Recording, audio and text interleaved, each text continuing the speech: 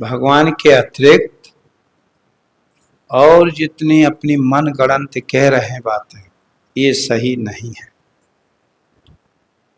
भगवान नारायण की परंपरा में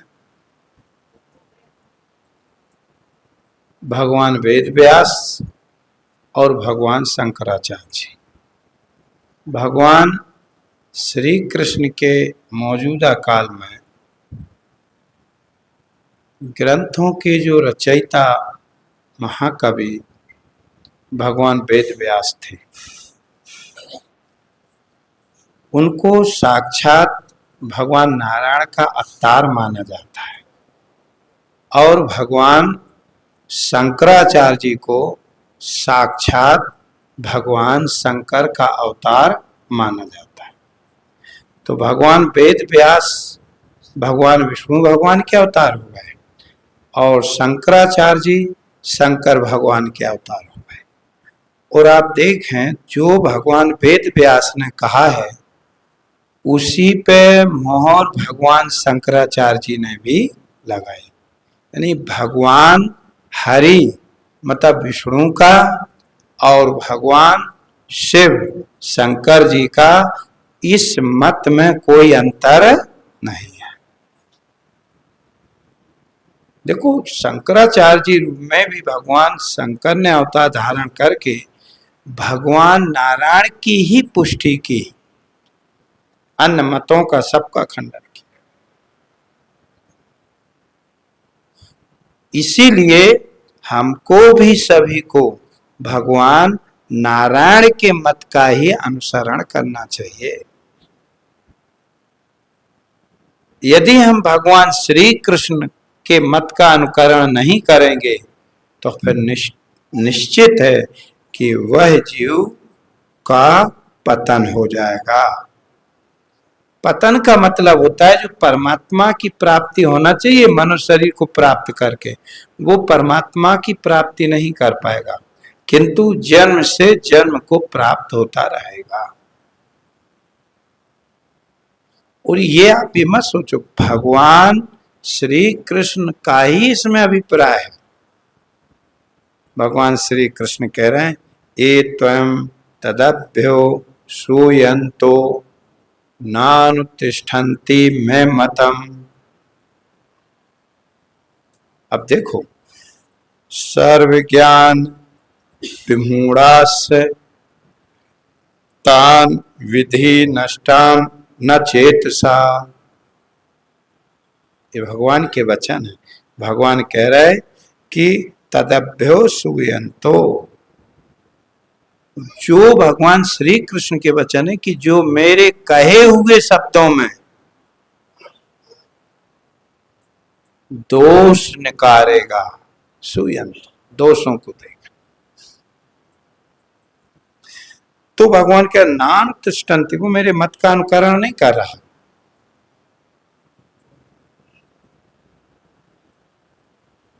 मेरे मत के अनुसार नहीं वर्तना। नान तिष्ठन्ति माने वर्तना, यानी जो हम उसको बतलाना चाह रहे हैं, भगवान श्री कृष्ण कह रहे जो हम उसको समझाना चाह रहे हैं वो हमारी बात को स्वीकार नहीं कर रहा।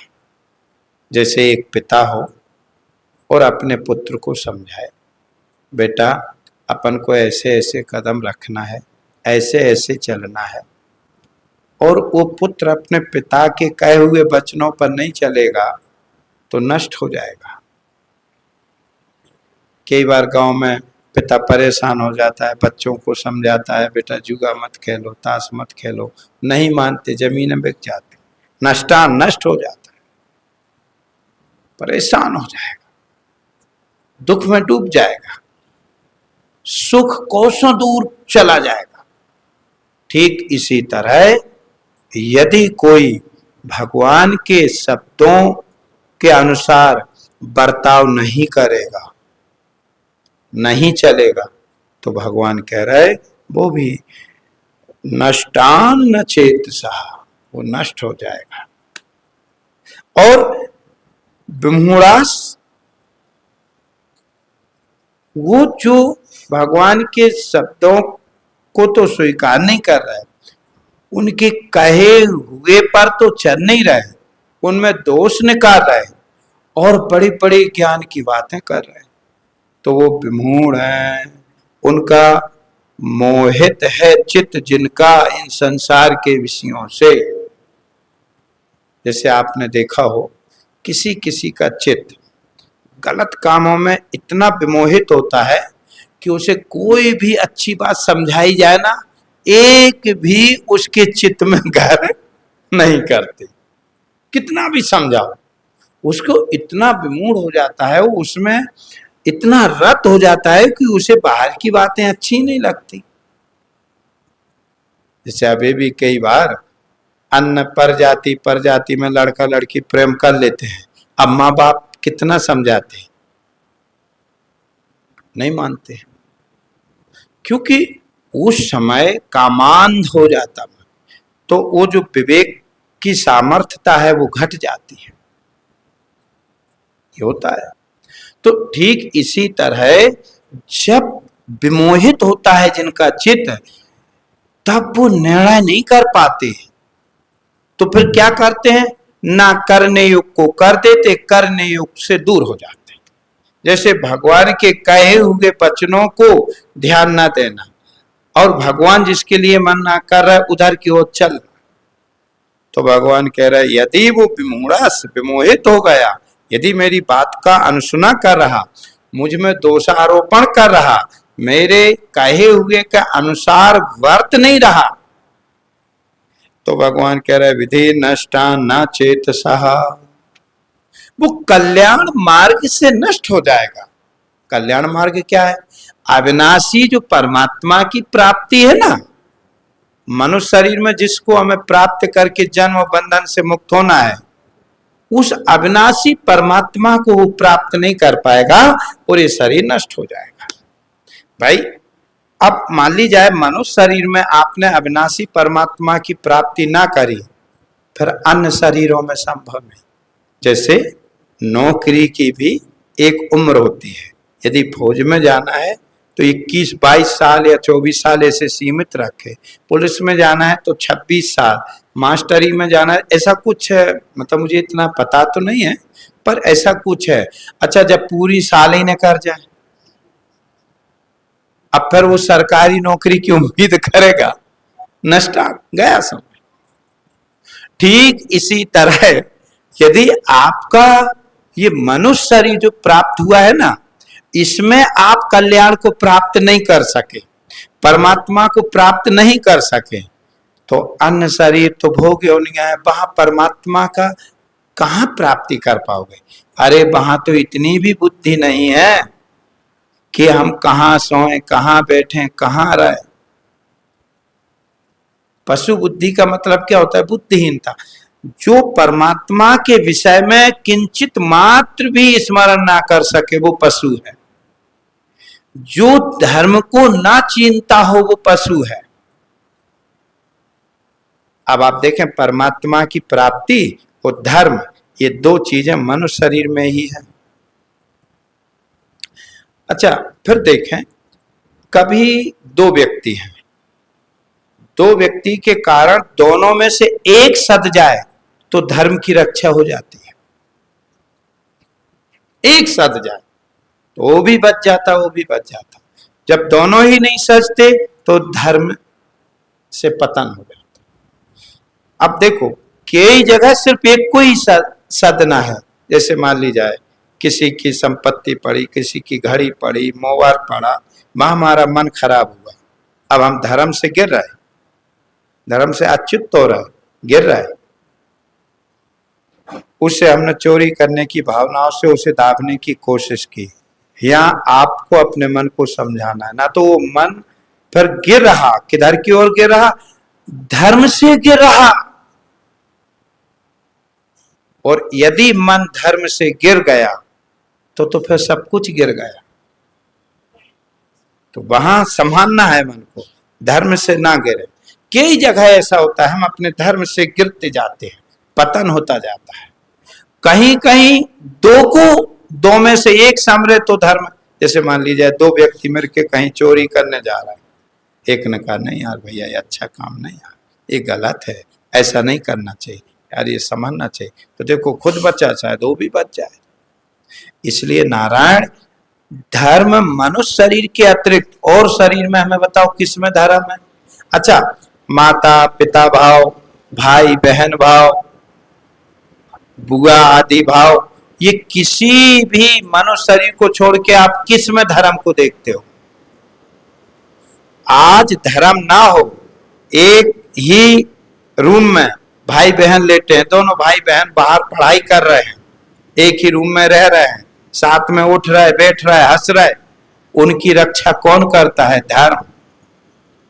यदि धर्म ना हो तो रक्षा नहीं हो सकती। आप देखें, जब हम किसी से वो बंधवा लेते हैं राखी आदि, तो वहां फिर हमारा भाई बहन का रिश्ता हो जाता। वहां धर्म, आप कहीं भी जाएं, यदि आपके पास धर्म है, धर्म रक्षति रक्षता, यदि धर्म की आप रक्षा करोगे तो धर्म आपकी रक्षा करेगा। जैसे गाड़ी, मोटरसाइकिल, चार पहिए का वाहन, यदि आप उसे संभाल के चलाओगे तो वो आपकी रक्षा करेगा। गाड़ी की रक्षा आप करोगे तो गाड़ी आपकी रक्षा करेगी। धर्म की रक्षा आप करोगे तो धर्म आपकी रक्षा करेगा। और धर्म रक्षा ही नहीं करेगा, धर्म आपको ऊपर की ओर उठाता जाएगा। और सर्व ऊपर, सर्व के ऊपर एक परमात्मा है। सतगुरु की कृपा से जब उस परमात्मा का साक्षात्कार आपको प्राप्त हो जाएगा, तब आप पूर्ण धर्म में विलय हो जाओगे। यानी अपने जीवत्व भाव की निवृत्ति करके अपने अविनाशित्व भाव को प्राप्त हो जाओगे।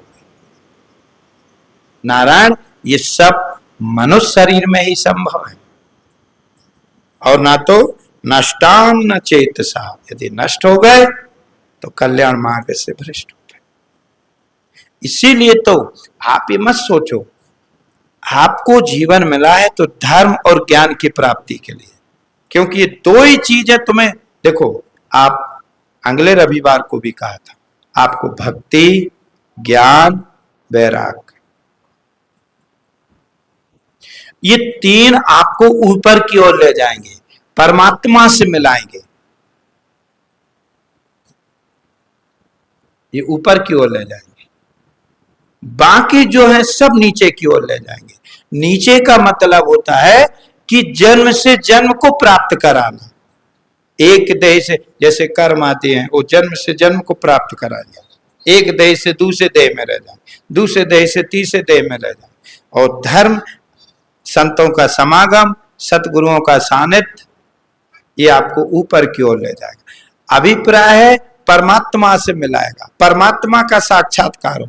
जब आपको परमात्मा का साक्षात्कार प्राप्त होगा, फिर आपको जन्म मृत्यु के बंधन की भ्रांति नहीं होगी। तो आप विचार करो, तुम जिस जीवन को इतने उत्साह से वो कर रहे हो, ये जीवन क्षण भंगुर है, पता नहीं पड़ता। नारायण, आप खुद ही विचार करके देखो, कभी लगता था हम बालक हैं, बालक हैं, बालक हैं, बालकपन चला गया, फिर लगा हम जवान हैं, जवान हैं, जहां 40-50 के बाद जवानी चली गई। आखिर ये बालकपन कहां चला गया, पता नहीं पड़ा, जवानी कहां चली गई, बड़े मद में, बड़े अभिमान में। नारायण, इसी तरह ये शरीर कल तक न रहने वाली वस्तु का जो आप अहंकार करोगे, तो आपको सिवाय दुख के कभी भी आपको प्रसन्नता नहीं दे सकती। कल तक नष्ट, क्षण भंग। इसलिए जो देह नष्ट होने वाला है, इससे ऊपर उठो। जो इंद्रियां परिवर्तन वाली हैं, इनसे ऊपर उठो। ऊपर कह दो या परे कह दो या इनसे न्यारा कह दो, एक शब्द है खाली। इसीलिए हमें शब्द को भी समझना है। ऐसा नहीं, शब्द का समझ, देखो शब्द, जैसे कई बार आप लोगों से कहा, जब हम हंसी मजाक करते ना, तो बोलते कुछ और हैं, उसका तात्पर्य कुछ और निकाल लेते हैं। अब जो मजाक कर रहे हैं वो ही समझ पाते कि इस शब्द का तात्पर्य क्या निकल रहा, बाकी और लोग बैठे हो नहीं समझ। या कभी आपने देखा हो कोई किसी से कुछ बोलता है, किसी को ताना मारना हो, ठीक है ना, तो वो सीधा जिसको ताना मारना है ना उससे एक शब्द भी नहीं कहेगा, उससे बोलेगा भी नहीं, पर अपने वालों को बात कहेगा ताना। अच्छा, उस ताने को भी जिससे तुम कह रहे वो भी नहीं समझ पाएगा, वो भी सोचेगा हमसे कुछ कह रहा है सुनने वाला, लेकिन जिसको ताना मारा है ना वो समझ जाएगा कि यार ताना हमें मार रहा है, उसको ले। तो ऐसे ही कभी कभी क्या होता है, शब्दों की गहराई तक जाने के लिए हमें शब्दों को समझना पड़ेगा, ऐसे नहीं नारायण। इसीलिए हम कह रहे हैं कि आपका ये बहुत बड़ा अहोभाग्य है कि अपन संतों के श्री चरणों में, गुरुओं के श्री चरणों में बैठ करके और ये वचनामृत का लाभ ले रहे हैं। ये कल्याण की वार्तालाप है। आप ये सोचो, देखो आपको कामनाओं से ऊपर, इच्छाओं से ऊपर उठा के उस अविनाशी को बताया जा रहा कि जिसको प्राप्त करके जीव बिल्कुल विश्राम पा लेता है। जैसे नदी भागते भागते भागते भागते जब सागर में सागर रूप हो जाती है तो विश्राम पा जाती है। आप देखो भाग रहा है, जब अभी मिट्टी से मिट्टी का ढेरा दूर करो तो वो उधर की ओर ही भागेगा। और बता दूं, संपूर्ण जीव, अब समझे भलाई ना, पर संपूर्ण जीव परमात्मा की ओर भाग रहे हैं। अब कहो कैसे भाग रहे, तो भी हम बताते हैं। बताओ मैं ऐसा कौन सा प्राणी है जो सुख ना चाहता हो, हमें बताओ। ऐसा कौन सा प्राणी है जो सुख ना चाहता हो। संपूर्ण जीव किधर की ओर भाग रहे, सुख की ओर। चाहे वो मनुष्य हो, चाहे पशु पक्षी हो, सब सुख की ओर भाग रहे, सुख की ओर। और सुख स्वरूप कौन है संसार, संसार में कहीं सुख है, कहते हैं आनंद स्वरूप तो परमात्मा है।